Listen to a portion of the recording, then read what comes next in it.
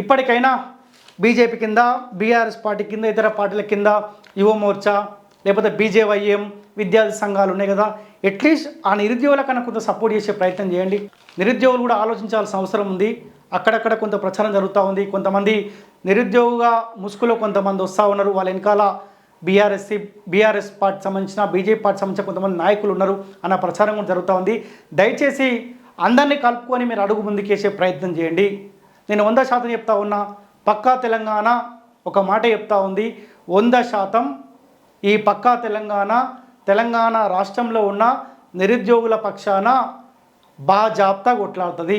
ఏ హామీలు అయితే రేవంత్ రెడ్డి మీకు ఇచ్చిండో ఆ హామీలు నెరవేర్చే వరకు మీ పక్షాన పక్కా తెలంగాణ 100% కొట్లాడుతుంది.